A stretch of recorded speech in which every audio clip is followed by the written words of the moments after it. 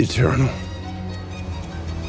God of the Ashes. I'll fucking suck your dick, please! You want me to eat shit? I'll eat your fucking shit! The Boys Season 5 is over, and if you said back in Season 1 the boys would suffer from drawn-out filler, lazy writing, and waste time building their cinematic universe, I would have said, Fuck you! How ironic is it that they've gone from mocking the MCU to becoming just like it, adding characters like Bombsite so they can remind us about their prequel show. And don't get me started on Soldier Boy. Forcing this random attachment to Stormfront to justify his actions is ridiculous. I don't understand. He wasn't supposed to. So much for being the Smartest person.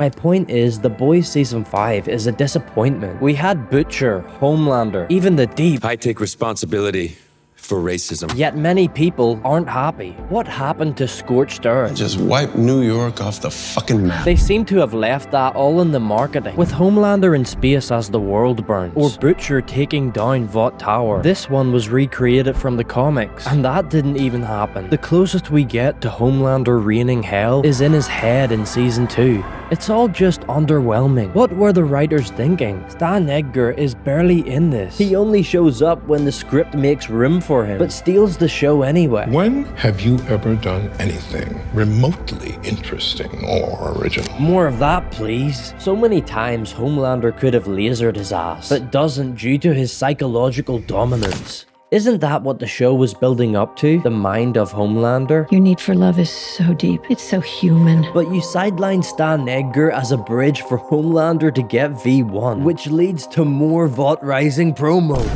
The lack of care leads scenes to feel pointless with no payoff. vows to kill Edgar if he returns. And what happens? I've agreed to return to Vought as its interim CEO. Oh, well, I guess he fucking forgot. You go from episode to episode with the expectation that, alright, this is it. The big one. Keep fucking going, Ashley. Don't stop. All to be disappointed with filler. Even Gen V got screwed over. What good's all that power, Marie, if you can't control it? What are you talking about? The girl mastered bloodbending and can raise the fucking dead. This is bullshit. And to top it off, the showrunner spoiled Homelander's death right before the finale. Our notion was like their story was not over just because Homelander's dead. There was a whole other interesting space. What the hell did you just say? That's the behavior of a man who knew his script was garbage and just checked out.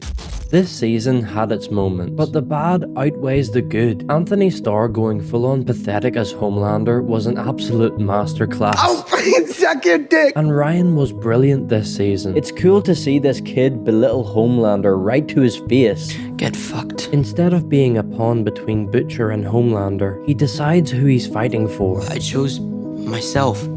This series has always been about damaged people, but the fact is... You might have a broken fucking heart, but you have one. But for me, it's just too late. You can't ignore the main cast all season, force their development into one episode, and expect the payoff to mean anything. The idea of Kamiko with Soldier Boy's chest blast is so out of place. It's like the writers decided how they wanted the story to end, but had no idea how to get there. The power scaling makes no sense. How does it take a whole team to stop Soldier Boy? But when Homelander gets V1, he's the exact same. I wanted to see Homelander take over the country, cause real havoc, but we're limited to a live broadcast. The Boys used to be a show that mocked real life and didn't apologize for it, and having Billy's last moments be at the hands of Hughie is a faithful end in a sense. Billy lets go of the detonator, but the tragedy is it's already too late.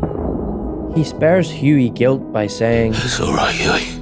I wasn't gonna stop him. But was he? This scene feels up for interpretation, and that conflict Billy had between the people he loves and his crusade is what killed him. I don't hate the ending, but the build-up towards it takes the enjoyment away. It made the story feel disconnected from everything else that was going on. They spent so much time thinking, what do we do after the Boys finale, that they didn't leave room for the characters people stay for. People love to argue, fans hate finales, but at this point, we've seen enough bad endings to know what not to do.